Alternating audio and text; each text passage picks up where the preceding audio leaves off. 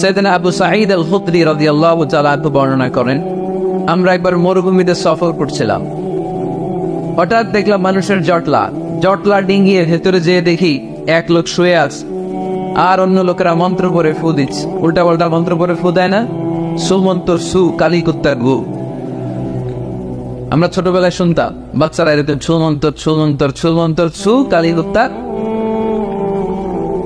এগুলো পরে ওরা মন্ত্র পড়তো। তো উনি যে দেখলেন কি কি মন্ত্র পড়ে এই লোককে ফু দিচ্ছে, উনি বললেন কি হয়েছে?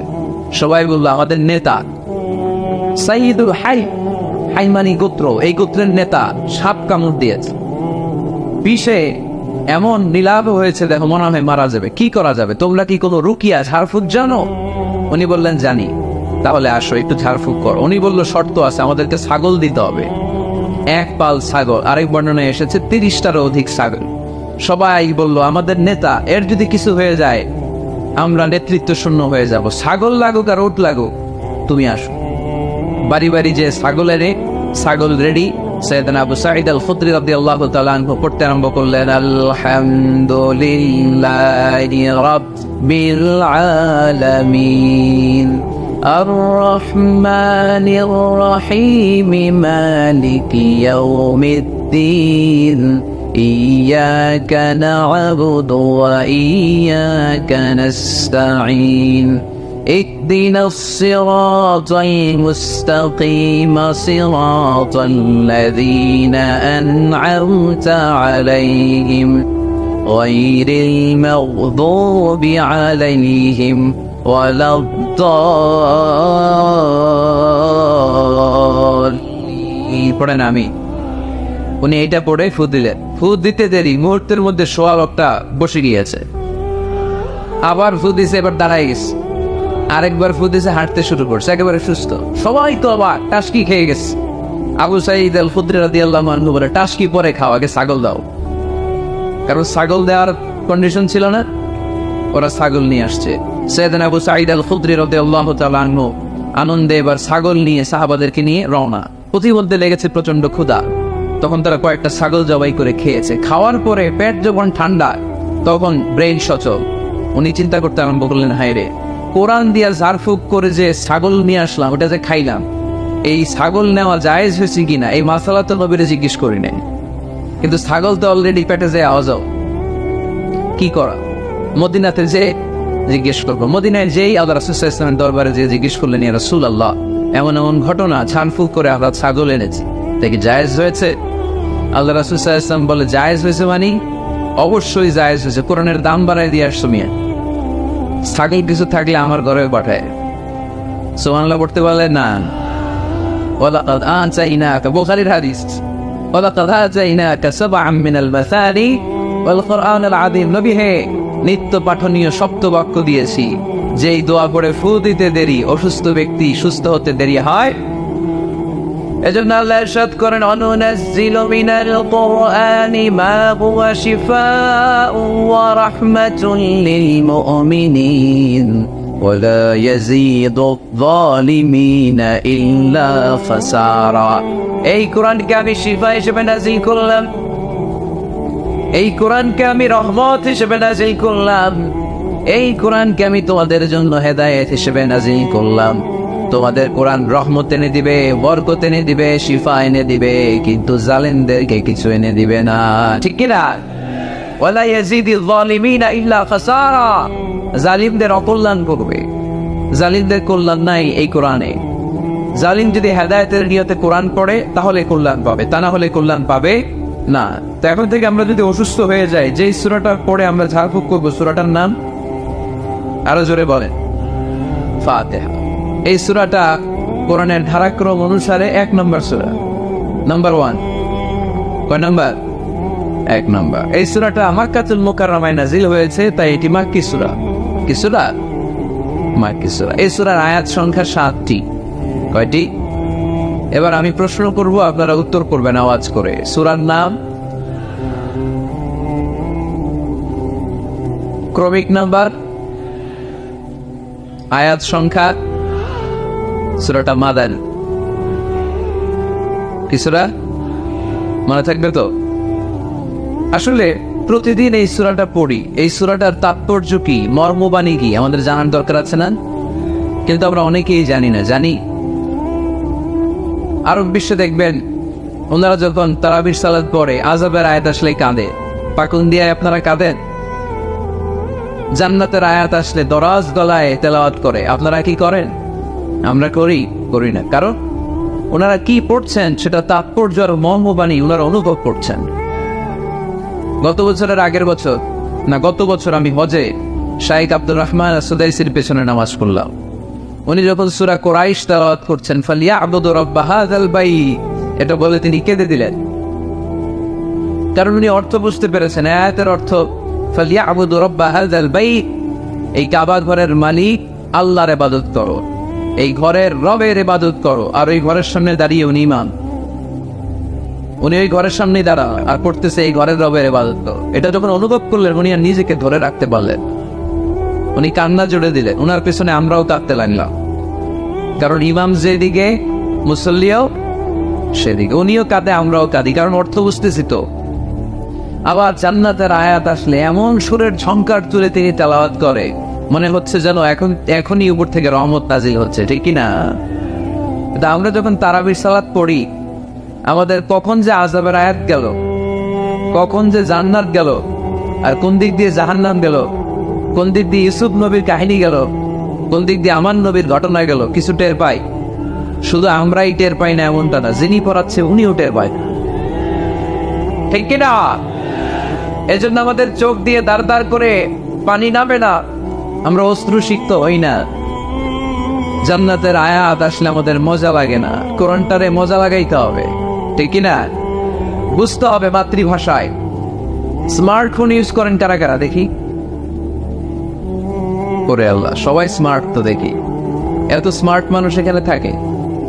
তো এই স্মার্টফোনের ভেতরে কিন্তু কোরআনের অ্যাপস ডাউনলোড করা যায়।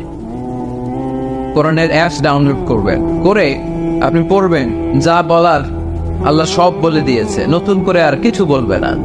বলবে এই কোরআন শুরু হয়েছে বিসমিল্লাহির রহমানির রহিম দিয়ে, বা দিয়ে, আর শেষ হয়েছে যে সূরা দিয়ে, সূরাটার নাম সূরাতুন নাস।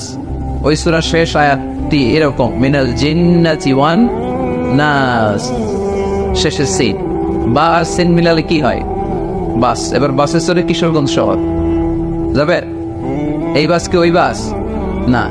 এই বাস মানে যথেষ্ট, বাস মানে এনাফ, সাফিসিয়েন্ট। মাঝে মাঝে এরকম হয়, আমরা খাচ্ছি, আমাদের পাতে খাইতে পারি না, আরো তুলে দেয়, কারণ হুজুর একদিন পাইছে, খাওয়াই আজকে মেয়েরা ফেলবে। তা আমরা বলি বাস বাস, আর লাগবে না ভাই, আর পারছি না, বাস মানে যথেষ্ট আমার জন্য। তো আল্লাহ বুঝাতে চাইলে 30 পারায় যা দিয়ে দিছে হেদায়েতের জন্য, বাস যথেষ্ট, নতুন করে কোনো কথার দরকার নাই। চিল্লায় বলেন ঠিক কিনা? It's a problem solving methodology, it's not a problem creating methodology. কোরআন কখনো প্যাচ লাগায় না, প্যাচ খোলে। এই যে সুতা দিয়ে বাঁধতে গেলে অনেক সময় প্যাচ লেগে যায় না, এটার কি বলে না তারা? গিট্টু। এই কোরআন কি গিট্টু লাগায় নাকি গিট্টু খোলে? সমস্যা তৈরি করে না সমাধান এনে দেয়? সমাধান চাও যদি জীবনে মরণে, ফিরে যাও খোঁজে নাও, চোখ রাখো কোরআনে, ঠিক না?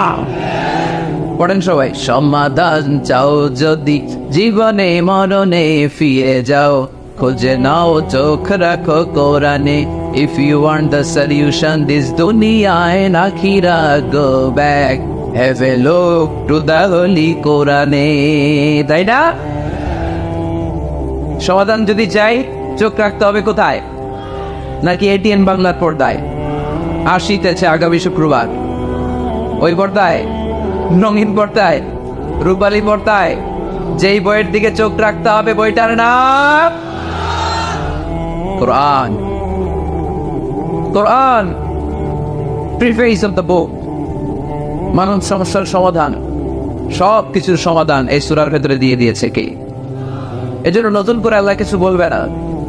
পাগল দিয়ার ভাইয়েরা, এই মোবাইলের ভেতরে কোরআনের অ্যাপস ঢুকাবো আজকে আমরা, আজকে, কালকে না, কালকে ভালো হয়ে যাব, কালকে ভালো হয়ে যাব, কালকে থেকে নামাজ শুরু করব, এরকম অনেক কথা বলতো। এরা আজকে কবরে শুয়ে আছে, এদের জীবনে কালকে আসে নাই, আমরাও তাদের মতো এই লসের খাতায় নাম তুলতে চাই না। আমরা ভালো হব কবে? এই মুহূর্তে, ঠিক না? আমরা আজকে থেকেই যেন মোবাইলে কোরআন, বাংলা আল কোরআন ডাউনলোড করে নেই এবং প্রতিদিন একটু একটু করে কোরআন পড়ব। এত ওয়াজ নসিহত, এত তাফসীর, এত হাদিসের ব্যাখ্যার দরকার নাই। আমার এই কথাটা ঠান্ডা মাথায় যদি আপনারা মেসেজ হিসেবে রিসিভ করতে পারেন আর পকেটে করে একটু বাড়ি পর্যন্ত নিয়ে সবাই শোনায় দিতে পারেন, দ্যাটস এনাফ। আজকের মাহফিল সফল, ঠিক কিনা? আমরা কোরআনকে সাথী বানাতে চাই, কোরআনকে আমরা বন্ধু বানাতে চাই। আমাদের নিঃসঙ্গ সময়ের সাথে যেন হিন্দি গান না হয়, আমাদের নিঃসঙ্গ সময়ের সাথে যেন ক্রিকেট খেলা না হয়। আমাদের সাথী বানাতে হবে কোরআন। আজকে থেকে প্রত্যেকের মোবাইলে আমরা কোরআনের অ্যাপস ঢুকাবো। কারা কারা রাজি নাই হাত তোলেন।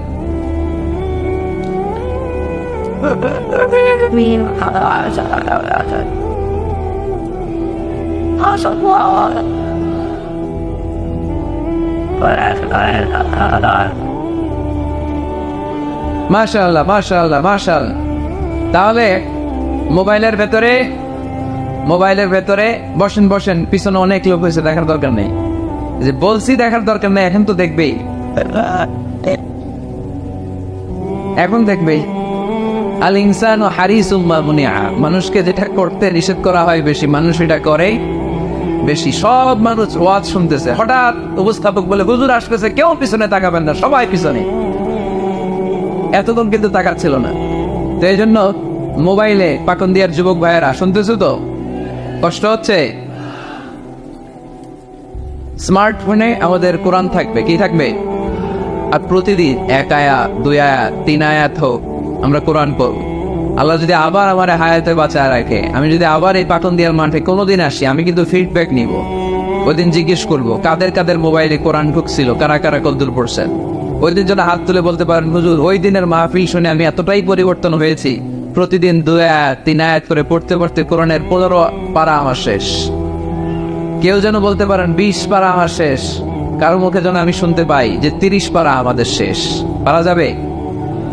এই কথাগুলো শোনানোর জন্যই তাফসীর মাহফিল। এটা আমাদের সৌভাগ্য যে আমাদের কথা শুনে মানুষ পরিবর্তন হয়।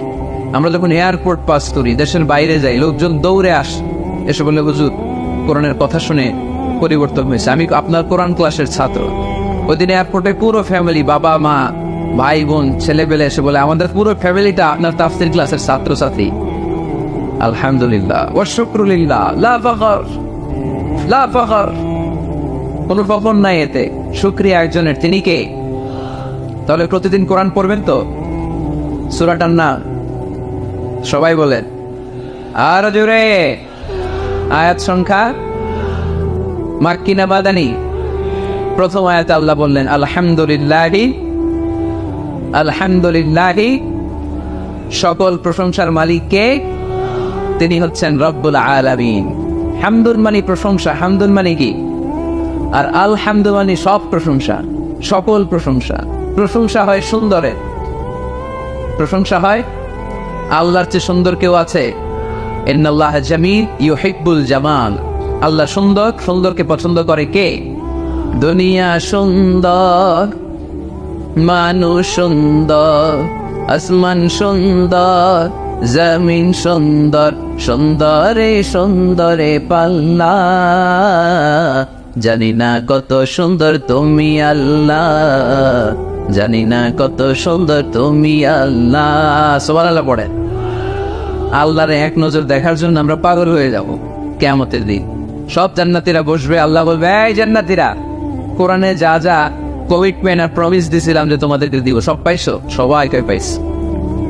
একজন পিছন থেকে দাঁড়ায় বলবে একটা পাইনি। কি পাম নাই? আপনারই তো পাইনি, আপনারই তো দেখেন। তখন আল্লাহ তাআলা হাজার হাজার নূরের পর্দার ভেতর থেকে ফোকাস দিয়ে আল্লাহর নূর, আল্লাহর সৌন্দর্য সেদিন জান্নাতীদের কাছে প্রকাশ করে দিবেন। আমরা যেন এইভাবে একসাথে বসে আল্লাহর নূর দেখতে পারি। আল্লাহ তুমি তৌফিক দাও। এই জন্য আল্লাহ বললেন আলহামদুলিল্লাহি রাব্বিল আলামিন, প্রশংসার মালিক হলাম আমি আল্লাহ, আমি হলাম রব্বুল আলামিন। আলহামদু, সকল প্রশংসা। প্রশংসা করে শেষ করা যাবে? ওয়া ইন তাউদ্দু নি'মাতাল্লাহি লা তুহসুহা। তোমার হাতের আঙ্গুলের কড়াই যদি গুনতে শুরু করে দাও, আল্লাহ কত নেয়ামত দিয়েছে, গুণে শেষ করা যাবে?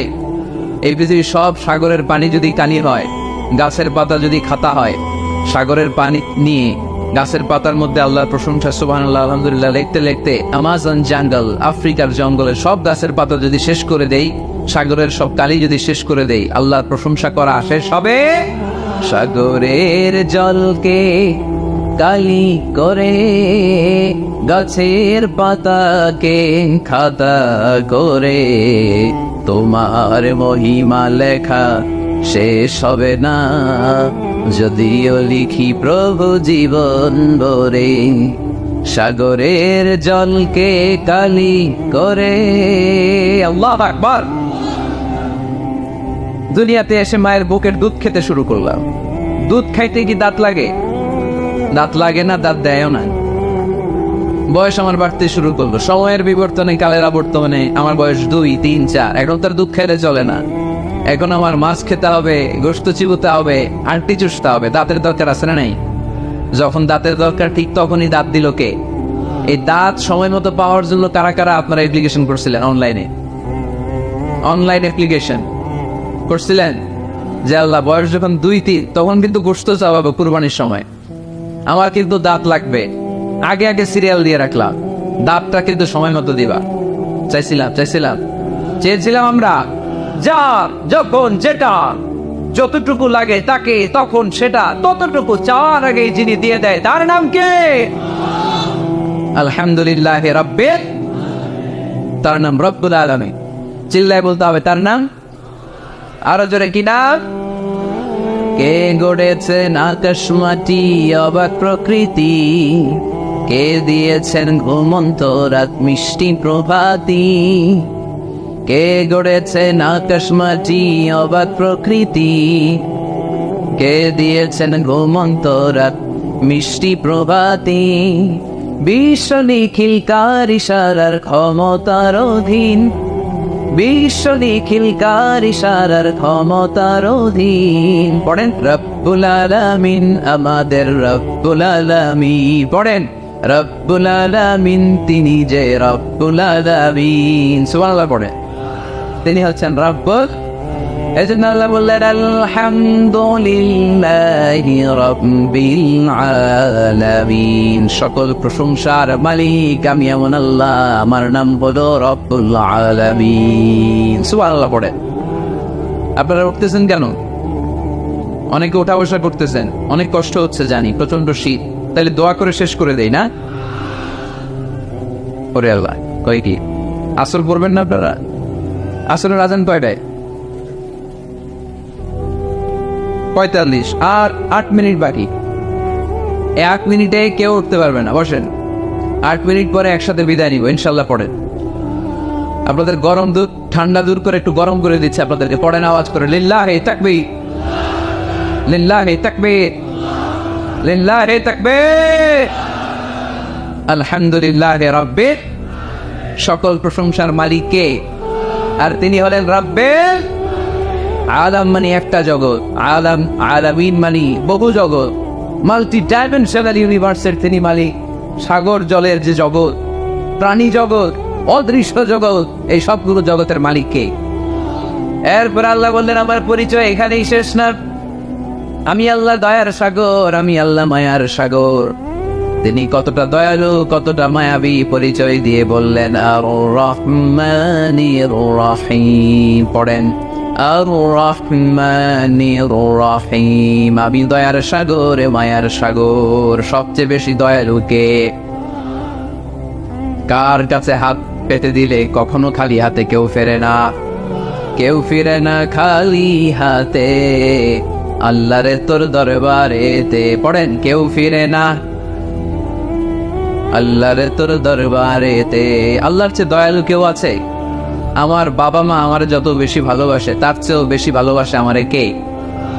আমি আমারে যত বেশি ভালোবাসি আমার চেয়েও আমারে বেশি ভালোবাসে কে? এজন্য আল্লাহ বললেন ওয়াসিআত রাহমাতি কুল্লা শাই, সব জায়গায় আমি আল্লাহর রহমত আর বরকত। আমার রহমত ছাড়া এক ফোঁটা বৃষ্টি জমিনে পড়ে না, আমার রহমত ছাড়া কোনো ফসল খেতে একটা দানা পানি জন্মায় না, আমার রহমত ছাড়া একটা গাছের পাতা জমিনে ঝরে না। সব রহমতের মালিককে। মেরাজের রাতে বিশ্বনবী দেখলেন আরশের মধ্যে একটা সাইনবোর্ড। আরশের মধ্যে কি? সাইনবোর্ডে বড় করে লেখা, সাবাকাত রাহমাতি গাদাবি, সাবাকাত রাহমাতি গাদাবি, সাবাকাত রাহমাতি গাদাবি। মানে আমার রাগের উপরে আমার দয়া বিজয় লাভ করেছে। আল্লাহ ওখানে সাইনবোর্ডে লিখে রেখেছেন আরশে, আমি আল্লাহর রাগ আছে, আল্লাহর রাগ নাই। আবার আমি আল্লাহর দয়া আছে, আল্লাহর দয়া নাই। আল্লাহ সাইনবোর্ডে লিখেছে আমার রাগও আছে, দয়াও আছে। তবে জেনে রাখো, আমি আল্লাহর রাগের চেয়ে দয়া বেশি, রাগের চেয়ে মায়া বেশি, আমার রাগের চেয়ে আমার ভালোবাসা বেশি। চিল্লায় পড়ি আল্লাহু আকবার। রব্বুল আলামিন কতটা দয়ালু, দয়া মায়া ভালোবাসাকে রব্বুল আলামিন 100 টুকরা করলেন। 100 টুকরা করার পরে 99 টুকরা দয়া মায়া ভালোবাসা আল্লাহ নিজের কাছে রেখে দিলেন, আর গোটা বিশ্বের সব মানুষের মধ্যে 1 টুকরা ভালোবাসা ঢেলে দিলেন। আমরা সবাই মিলে ভালোবাসার কয় টুকরা? ওনার কাছে কয় টুকরা? চিল্লায় বলেন কয় টুকরা? আর আমরা সবাই মিলে আদম আলাইহিস সালাম থেকে শুরু করে কিয়ামত পর্যন্ত সবাই মিলে 1 টুকরা ভালোবাসা। ওই ভালোবাসার ঠেলায় এই যে আসতেছে বিশ্ব ভালোবাসা দিবস, বিশ্ব ব্যয় দিবস। কিশোরগঞ্জে প্রোগ্রাম ছিল গত বছর 14 ফেব্রুয়ারি। ফুলের দোকানে কোনো ফুল নাই, আমি তোমারে ভালোবাসি। সব ভালোবাসা নিয়ে গেছে, কোন ফুলের দোকানে কোনো ফুল ছিল না। আহা, 1 টুকরা ভালোবাসা পেয়েছিলাম। ভালোবাসাটা আল্লাহ 100 পিস করে 1 পিস গোটা বিশ্বের সবার মাঝে ছড়িয়ে দিয়েছে। ওনার মাঝে রেখেছে 93 টুকরা। ওই 1 পিস ভালোবাসার ছিটে ফোঁটা আমি পেয়েছি, উনি পেয়েছে, উনি পেয়েছে, আমরা সবাই পেয়েছি। কিয়ামত পর্যন্ত যারা আসবে সবাই পাবে। তারপরেও কি ভালোবাসার টান! আহা, ভালোবাসার গান আছে না নেই? ভালোবাসার নাটক, ভালোবাসার ফিল্ম। আহা, এই ভালোবাসার জন্য আত্মহত্যাও করে, আছে না নাই? সালমান শাহ মইরা গেছে, এই দেশের কয়েকটা মেয়ে গলায় রশি ঝুলাই দিল। সালমান শাহ কি তো খালু? তো সালমান শাহ মরছে, তুই বলবি কেন? কত বড় ফোড়া কপাল! কারণ ভালোবাসা ওনারে। 1 ফোঁটা ভালোবাসার ছিটে ফোঁটা তুমি পেয়েছ। ছোট্ট মেয়েটা রাতে ভাত খায়, আম্মু খাও, বলে না। আব্বু অফিস থেকে আসুক, আব্বুর কোলে বসে একসাথে খাবো। ওই ছোট্ট বাচ্চাটা হৃদয়ে বাবার জন্য ভালোবাসা ঢুকাই দিল কে? চিল যখন মুরগির বাচ্চা ছৌ মেরে নিতে আসে, মা মুরগিটা জানে জীবনেও চিলের হাত থেকে বাঁচাতে পারবে না, তারপরে লাফ দিয়ে যুদ্ধ করতে যায়। ওই ছোট্ট মুরগির ছানাটার জন্য মা মুরগিটার হৃদয়ে ভালোবাসা ঢুকাই দিল কে? বন্যার পানিতে আমি নিজে পত্রিকার হেডিংয়ে পড়েছি, বাচ্চা বেঁচে গেল, মরে গেল মা। বালতির মধ্যে বাচ্চাটারে তুলে মা পানি খাইতে খাইতে, গলা পানি, পানি খাইতে খাইতে শেষ, নাকের উপরে পানি উঠে গেছে, মা শেষ। কিন্তু বালতির মধ্যে বাচ্চাটা ছিল, বাচ্চাটারে শক্ত করে ধরে রেখেছিল বালতিটা, বাচ্চা মরে নাই। আহা, এই বাচ্চাটার জন্য এই মায়ের হৃদয়ে ভালোবাসা ঢুকাই দিল কে? 1 ফোঁটা ভালোবাসার ছিটে ফোঁটা তুমি পেয়েছো। 1 ফোঁটা ভালোবাসার ছিটে ফোঁটার নমুনা যদি এমন হয় যার মধ্যে তিনি 99 টুকরা ভালোবাসা রেখেছে, তার ভালোবাসা বেশি না কম? আরো জোরে বেশি না কম? এজন্য আল্লাহ বললেন, লা তাকনাতু মির রাহমাতিল্লাহি ইন্নাল্লাহা ইয়াগফিরুদ যুনুবা জামিআ ইন্নাহু হুয়াল গফুরুর রহিম। খবরদার, তুমি গুনাহ করেছো, অন্যায় করেছো, তোমার গুনাহ যত বেশি হোক আমার দয়া তার চাইতেও বেশি। ঠিক কি না? আমাদের পাপ যদি হয় খালের পানির সমান, বিলের পানির সমান, আমার আল্লাহর দয়া সাগরের পানির সমান। আমার পাপ যদি হয় পাহাড়ের সমান, আমার আল্লাহর দয়া আকাশের সমান। তাই না?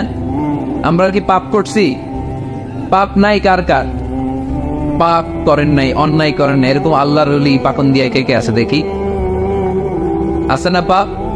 বিষ্ণু বলেন, কুল্লুকুম খাত্তাউন, তোমরা সবাই পাপী, ওয়া খায়রুল খাত্তাইন আত-তাওয়াবুন। আর এই পাপীদের মধ্যে সবচেয়ে ভালো পাপী যে পাপ করার পরেই তাওবা করে। এজন্য রহমতের দরজা, ভালোবাসার দরজা, ক্ষমার দরজা আমাদের জন্য খোলা আছে না নাই?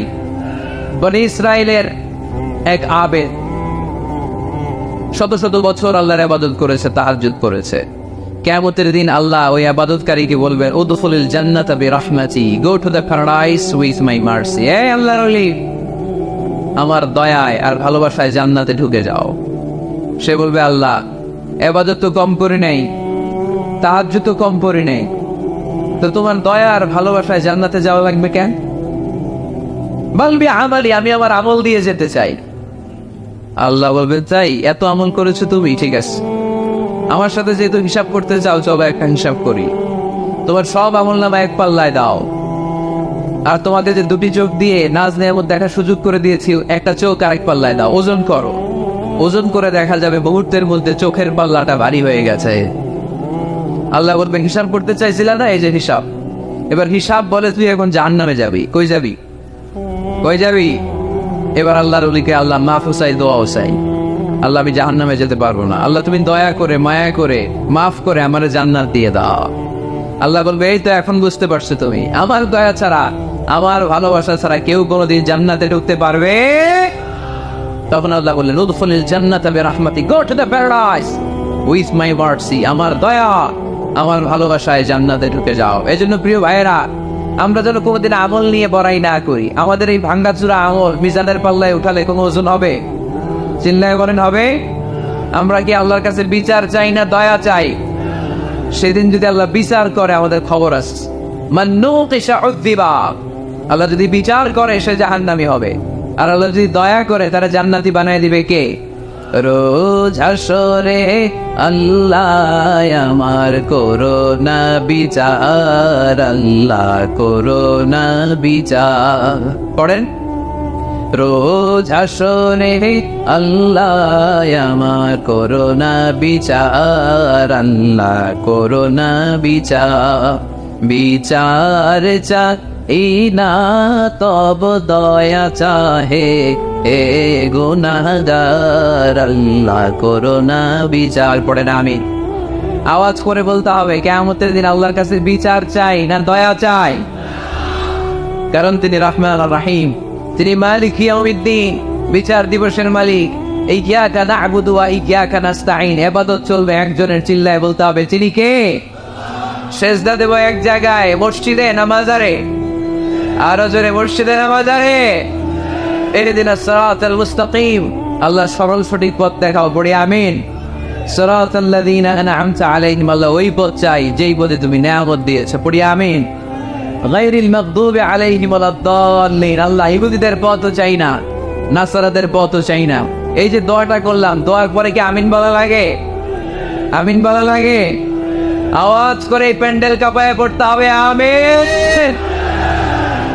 এইখানে যে কোরআনের জনসমুদ্র তৈরি হয়েছে এটাই প্রমাণ করে ইসলামের বিজয়কে কেউ ঠেকাতে পারবে না, কোরআনের আওয়াজকে কেউ স্তব্ধ করতে পারবে না। This huge crowd of Muslim community is a victory sign for Islam. এটা কোরআনের বিজয়ের চিহ্ন। আমরা কোরআনের বিজয় দেখতে চাই, ঠিক কিনা? এই বাংলার জমিনে কালিমার পতাকা পথ পথ করে উড়ুক আমরা চাই কি চাই না? মহান আল্লাহ রাব্বুল ইজ্জাতের কাছে আমাদের এই চাওয়া, আমরা যেন ইসলামকে বিজয়ী শক্তি হিসেবে দেখতে পারি।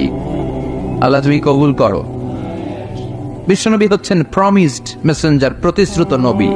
তিনি যে আসবেন প্রতিশ্রুতি দিছে কে? সবাইরে জানাইছে কে? আমি যে এখানে আসবো অ্যানাউন্সমেন্ট হয়েছে না? দেলোয়ার ভাই যে আসবে অ্যানাউন্সমেন্ট হয়েছে না? কেউ যদি কোনো মেহমান যদি কোথাও আসে অ্যানাউন্সমেন্ট হয় না? ওই আমাদের তাফসীর মাহফিলের অ্যানাউন্সমেন্ট হয় 2 দিন আগে, আমাদের সিরাতুন নবীর মাহফিলের অ্যানাউন্সমেন্ট হয় সর্বোচ্চ 2 সপ্তাহ আগে, তার চেয়ে বেশি হইলে 2 মাস আগে। কিন্তু বিশ্বনবী যে আসবেন এইটার অ্যানাউন্সমেন্ট হয়েছে মহাবিশ্ব সৃষ্টির শুরু থেকে। সুবহানাল্লাহ, তিনি যে আসবেন, হি ইজ কামিং, আসিতেছে। বিশ্বনবী আসছেন, বিশ্বনবী আসবেন গোটা বিশ্বের মানুষকে সভ্য বানানোর জন্য, নম্র বানানোর জন্য, ভদ্র বানানোর জন্য। এজন্য আল্লাহ গোটা বিশ্বের সবাইকে জানান দিয়েছেন যে বিশ্বনবী আসতেছে। সুবহানাল্লাহ, কি শান তার, কি স্ট্যাটাস তার। সাইয়েদনা আদম থেকে শুরু করে সব নবীকে আল্লাহ নবুয়তির মিশনের একটা গুরুত্বপূর্ণ মিশন দিয়ে পাঠিয়েছে। দাওয়াতি কাজ করার সাথে সাথে গুরুত্বপূর্ণ একটা কথা কিন্তু উম্মতরে বলে দিবা যে উনি আসতেছে। কথা কয় না? সুবহানাল্লাহ পড়েন, হি ইজ কামিং সুন। তিনি আসছেন।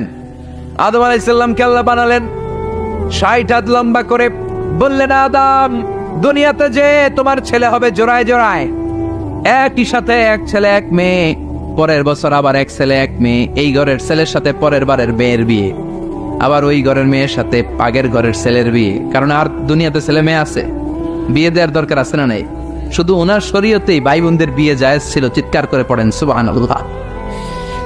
আল্লাহ বললেন আদম অনেকগুলো আসমানি কিতাব সহিফা তোমাকে দিলাম, এই সহিফার দাওয়াত মানুষদেরকে দাও, আর ছেলে মেয়েদেরকে বলে দাও উনি আসিতেছে।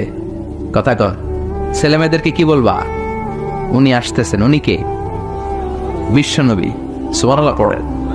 সাইয়েদনা আদম তার সন্তানদের বললেন, সন্তানরা সন্তানদের বলল, শীস আলাইহিস সালাম তার ছেলেকে বলল, বলতে বলতে চলে আসলো আরেক নবী ইদ্রিস আলাইহিস সালাম। ওনারা আল্লাহ বললেন, ও ইদ্রিস তুমিও সবাইরে বলো হি ইজ কামিং, তিনি আসিতেছে। সুবহানাল্লাহ। কত আগে থেকে, আর আমগো অ্যানাউন্সমেন্ট হয়েছে 2 দিন আগে, ঠিক কি না? বিশ্বনবী যে আসবেন অ্যানাউন্সমেন্ট হয়েছে, ঘোষণা হয়েছে মহাবিশ্ব সৃষ্টির শুরু থেকে। সব নবীরা একের পর এক বংশ পরম্পরা, এক নবী টু আরেক নবী, one Messenger to another Messenger, একই কথা বলে আসছিল যে তিনি আসছেন, তিনি আসবেন, আসবেন, আসবেন। আসতে আসতে সাইয়েদনা ইব্রাহিম আলাইহিস সালাম, ওনার উপাধি হলো আবুল আম্বিয়া। দুনিয়াতে যত নবী আছে তিনি সব নবীদের বাবা। সুবহানাল্লাহ। খেয়াল করে শুনেন, ইব্রাহিম আলাইহিস সালামের আগে 8-10 জন নবী ছিল, আর যত নবী এসেছে সব সাইয়েদনা ইব্রাহিমের সন্তান। সুবহানাল্লাহ। বাড়িতে যে বললেন সাইয়েদনা ইব্রাহিমকে আল্লাহ 2টা ছেলে দিলেন। এক ছেলের নাম হলো সাইয়েদনা ইসমাইল, আর এক ছেলের নাম হলো ইসহাক। সুবহানাল্লাহ পড়েন। তার মানে সাইয়েদনা ইব্রাহিমের 2টা চেইন। কয়টা চেইন? আর জোরে, এই চেনের নাম কি? ইসমাইল। এই চেনের নাম কি? সবাই কোন এই চেনের নাম? এইটার নাম এইটা। কথা কয় না, চিল্লায় বলেন এইটার নাম, এইটার নাম।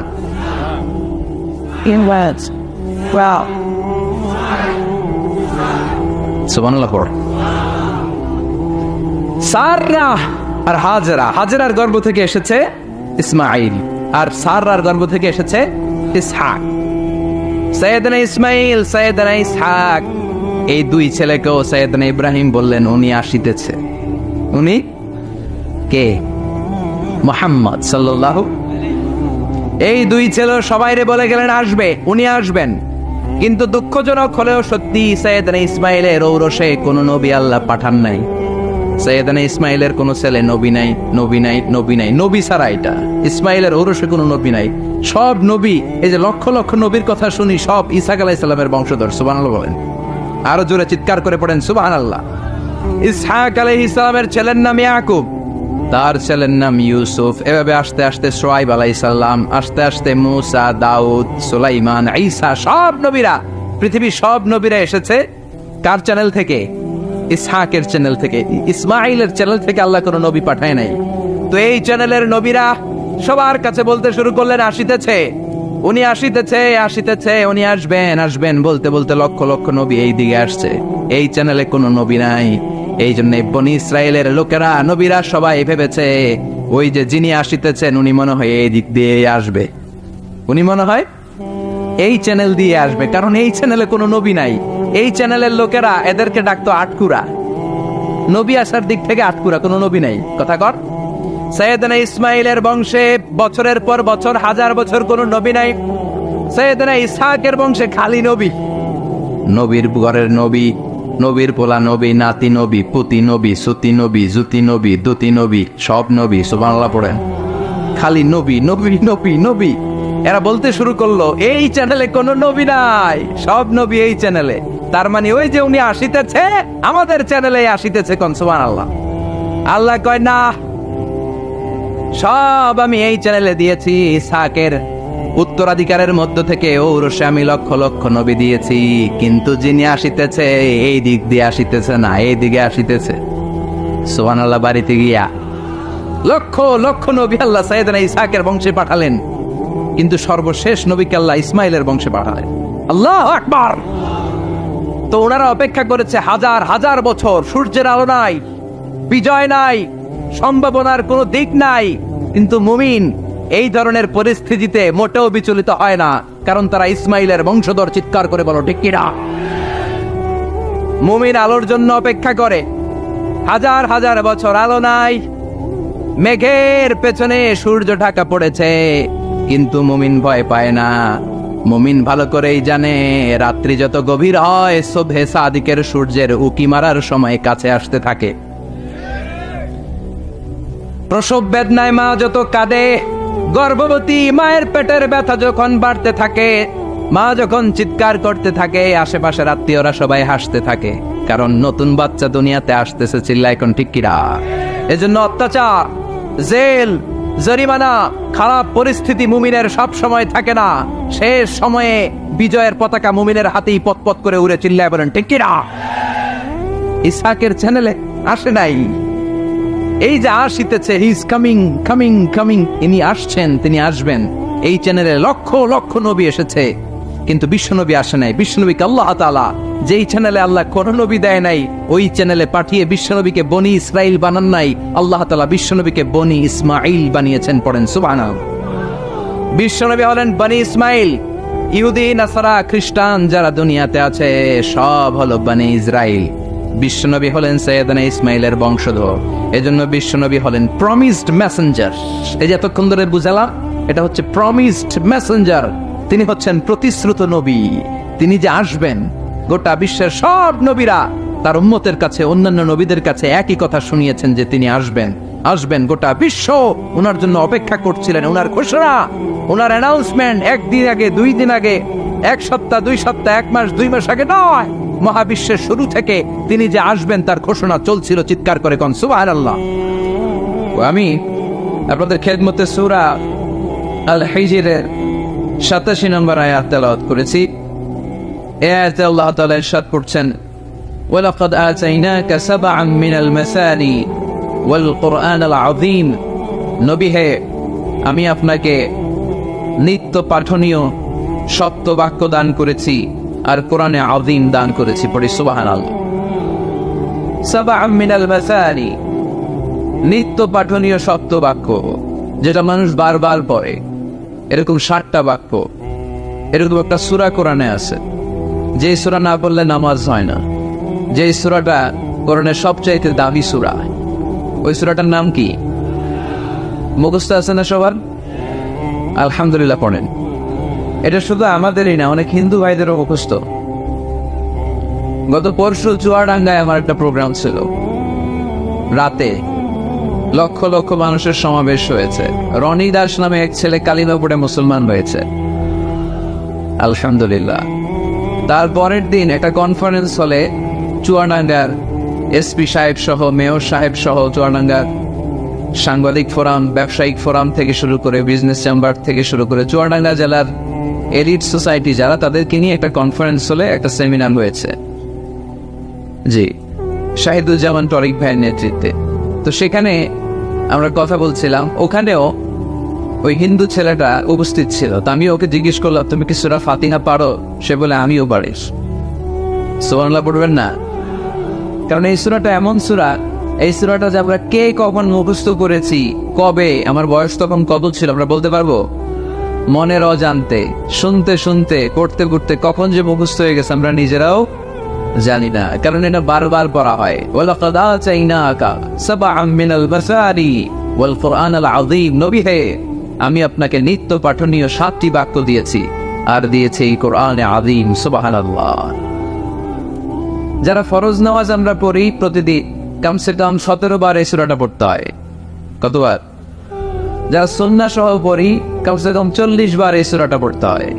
তার মানে যেই ব্যক্তির বয়স 50 কিংবা 60 আর তিনি জীবনে নামাজ কাজা করে নাই, তাহলে ওই লোকটা জীবনে কত লক্ষবার সূরা ফাতিহা পড়ছে উনি নিজেও জানে না, ঠিক কিনা? তারপরেও কোনোদিন কি মনে হয়েছে যে সূরা ফাতিহাটা পুরাতন লাগে? এত পড়লাম লক্ষ লক্ষ বার, এখন আর আগের মতো টেস্ট পাই না, এরকম মনে হয়? গরুর গোশত পছন্দ করেন কে কে দেখি? খাইছে সর্বনাশ। আচ্ছা, হাত নামান। তো এই যে গরুর গোশত, হ্যাঁ, গরম ভাতের সাথে ঝাল গরুর মাংস, আহা, ওই যে অনেকের জিহ্বায় পানি চলে আসছে। তো এটা অনেক মজাদার একটা খাবার, যদিও কোলেস্টেরল খুব হাই এটাতে। তো এই গরুর গোশত কেউ যদি আপনারা সকালবেলা দেয়, দুপুরে দেয়, আবার বিকেলে দেয়, রাতে দেয়, তারপরের দিন দেয়, তারপরের সপ্তাহ, টানা 1 মাস 3 বেলা গরুর গোশত, ভাল লাগবে? খাওয়া যাবে? রুচিতে আসবে? আচ্ছা, একটা সঙ্গীত কারো ভালো লাগে, 1 দিন 2 দিন 3 দিন সব সময় বাজাচ্ছেন, কয়েক মাস টানা শোনার পরে এটার ভালো লাগে? নতুন একটার দরকার আছে না নেই? কিন্তু এত লক্ষবার, এত কোটিবার সূরা ফাতিহা আমরা পড়ছি, প্রতিদিনই পড়ছি। এই তো জোহরের নামাজেও পড়ে আসলাম, আবার আসরের নামাজেও পড়বো, আবার মাগরিবেও পড়বো। কখনো কারো কি মনে হয়েছে যে সূরা ফাতিহাটা কেমন জানি পুরান লাগে, আজকে কুল ওয়াল্লাহ দিয়ে শুরু করব? এরকম কি কখনো কারো মনে হয়েছে?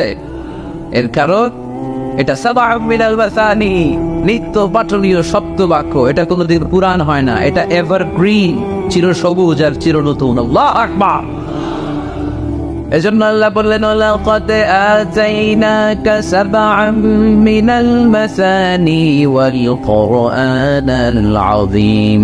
নবী গো, আমি আপনারে নিত্য পাঠনীয় শব্দ বাক্য সূরা ফাতিহা দিয়েছি, সাথে সাথে কোরআনে আযীম দিয়েছি। বিষ্ণু ইসলাম ইরশাদ করেন, সূরা ফাতিহার মর্যাদা, স্ট্যাটাস এত বেশি, এর সহমর্যাদাপূর্ণ কোন সূরা তাওরাতের ভেতরে নাই, ইনজিলের ভেতরে নাই, জাবুরের ভেতরে নাই, সুহুফে ইব্রাহিম আর মুসার ভেতরে নাই, আল্লাহর পাঠানো 104টা আসমানি কিতাবের কোনটার ভেতরে নাই, যেটার নাম হচ্ছে সূরাতুল ফাতিহা। পড়েন সুবহানাল্লাহ। এটা কোরআনের সবচেয়ে দামি সূরা, আ'যামুস সূরা ফিল কোরআন। এই সূরাটা সর্বপ্রথম একসাথে এট এ টাইমে নাজিল হয়েছে, ভেঙে নাজিল হয় নাই। কোরআনের অন্যান্য সূরা ভেঙে নাজিল হয়েছে। সর্বপ্রথম যে সূরাটা একেবারে শুরু থেকে শেষ নাজিল হয়েছে, সূরাটার নাম হচ্ছে সূরাতুল ফাতিহা। আওয়াজ করে পড়েন, সূরাতুল ফাতিহা। ফাতিহা মানে হচ্ছে ভূমিকা। ফাতিহা মানে কি? ইন্ট্রোডাকশন। এই যে আমরা প্রবন্ধ লিখি, প্রবন্ধের একটা ভূমিকা আছে না? আমরা যখন গরু রচনা লিখি, একটা ভূমিকা আছে না? তো এই যে 30 পারা কোরআন আল্লাহ লিখে পাঠালেন, আমাদের জন্য দিলেন, এর একটা ভূমিকার দরকার আছে না নাই? আল্লাহ সূরাতুল ফাতিহাকে এই কোরআনের ভূমিকা হিসেবে এই সূরার শুরুতে স্থান দিয়ে দিলেন।